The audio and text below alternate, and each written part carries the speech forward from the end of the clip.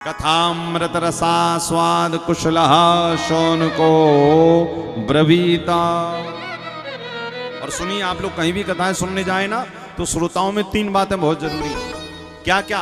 सबसे पहली है मन की एकाग्रता, मन का कंसंट्रेशन, एकाग्रता। यदि बैठे हो, जो भी सुन रहे हो ध्यान से सुनो, मन की एकाग्रता। दूसरा, हृदय की पवित्रता। और तीसरा है अनुकूल मनन, यानी यहां पर बैठकर हम जो सोच रहे हैं वो अच्छा सोचे, पॉजिटिव थिंकिंग रखें। भाई ये तीनों चीजें होनी चाहिए। आप कहीं भी सुनने जाओ, किसी को भी सुनने जाओ, कोई नेताजी की सभा में भी जाओ तो जरा बैठकर सुनो तो कि वो कह क्या रहे। वो कब सुन पाओगे? जब मन एकाग्र रहेगा। मन की एकाग्रता, हृदय की पवित्रता, और तीसरा है सुंदर मनन। हमारा मन क्या सोचता है, अनुकूल मनन। ये तीन चीजें श्रोताओं में होनी चाहिए। यदि आपके अंदर नहीं है तो समझ लो बैठे ही बस हो। इसी कारण गोस्वामी जी ने रामचरितमानस में लिखा हुआ है, भरद्वाज मुनि ने, याज्ञवल्क्य जी ने भारद्वाज मुनि से क्या कहा था? तन से नहीं सुनो, तात सुनहु सादर मन लाई। भागवत में भी एक जगह आया है कि तदहम ते विधास्यामि सावधानतया शृणु। सावधान होकर सुनिए, क्या सुनाया जा रहा है, क्या सुन रहे हैं। और जो सुनाया जा रहा है वास्तव में वो जीवन में बैठ भी रहा है कि नहीं बैठ रहा। वही कि 56 भोग के बीच में हो, वास्तव में भूख कब मिटेगी? जब खाओगे। इसी तरह कथा के बीच में बैठे हो, आनंद कब आएगा? जब इस कथा को सुनोगे। विचार हमारे बहुत अच्छे होने चाहिए। शास्त्र, कथा एक बहुत अच्छी बात कह रही है। क्या? कि व्यक्ति के विचार ही व्यक्ति के जीवन का सृजन करते हैं। यूट्यूब फेसबुक पर भी सुन रहे हैं भैया, वो भी जरा ध्यान से सुनेंगे। व्यक्ति के विचार ही व्यक्ति के जीवन का सृजन करते, यानी आपके जीवन का निर्माण करते।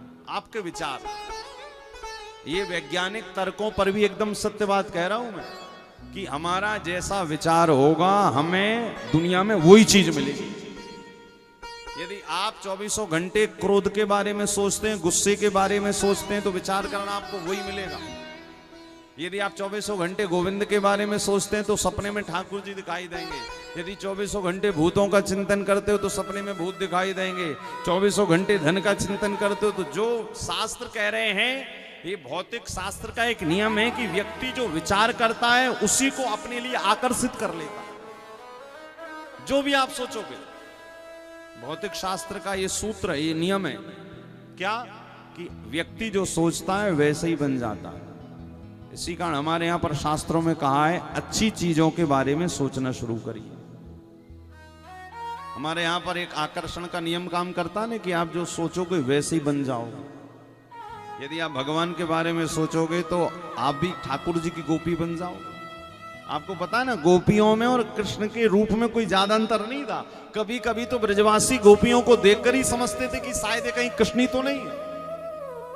और आप विचार करिएगा, अभी आज तो दूसरा दिन है, जब 7 दिन आप ठाकुर जी की कथा को डूबकर सुनेंगे ना, तो आपका रूप स्वरूप भी आप देखेंगे कि पहले से ज्यादा बढ़िया लगने लगे। बिल्कुल सच बात है ये।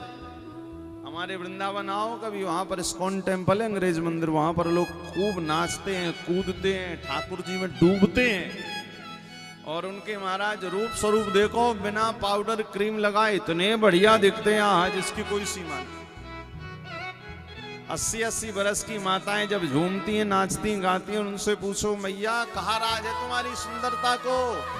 मैया कहती है और राज का चुना है भैया, बस ठाकुर जी की कृपा को राज है, उनके भजन को ही राज है। जब 7 दिन तक आप यहां पर बैठकर सुनोगे, फिर अपना मुख शीशे में देखना। कोई लोग पूछेंगे भैया कहां से आए हो, क्या करवा कर, कौन से पार्लर से आए हो? सब कहना भैया ठाकुर जी के पार्लर से आए, कथा से आए। इसी कारण इतनी चमक रहे। आकर्षण का नियम इसी कारण जीवन में याद रखिएगा। आप माने चाहे ना माने, आकर्षण का नियम जीवन में काम करता ही करता है। जो आप अपने लिए सोचें, इसी कारण कथा कह रही है कि अपने लिए हमेशा अच्छा सोचें।